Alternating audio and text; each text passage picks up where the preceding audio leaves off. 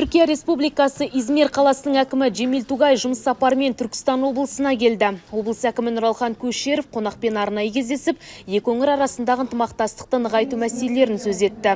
Кездесу инвестиция тарту, туризмді дамыту, сауда-экономикалық байланысты кеңейту, мәдени-гуманитарлық бағыттағы әріптестікті арттыру жайлы сөз болды.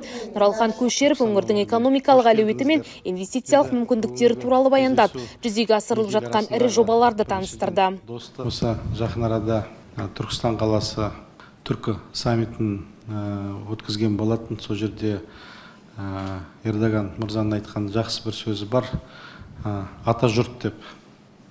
Ол сөздің мағынасы өте терең, сондықтан бүгінгі кездесу бауырлардың кездесуі деп білемін. Енді Түркістан өңірі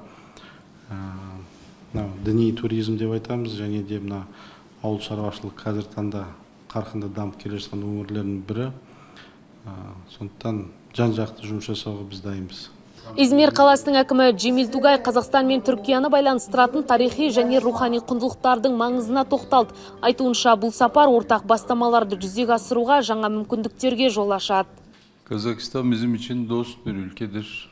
Жалпы Измирден Қазақстанға келер жолымыз оңай болған жоқ. Ұзақ уақыт алды. Есесіне, Қазақстанды көре алдық. Бұл біздің алғашқы келуіміз. Қазақстанның одан әрі дамуы біз үшін мақтан тұтарлық нәрсе. Біздің ниетіміз Қазақстан қалалары мен Түркия қалаларында, соның ішінде Измир мен Қазақстан қалаларының арақатынасын дамыту үшін келіп отырмыз. Бүгін танысу бұйырыпты. Алдағы уақытта бұл таныстық үлкен нәтижеге бастайды деп сенеміз. Қазақстан мен Түркия арасындағы стратегиялық серіктестік жоғары саяси деңгейде тұрақты дамып келеді. Биылғы жылдың алғашқы 4 айында екі ел арасындағы тауар айналымы 1,8 миллиард ақш долларына жеткен.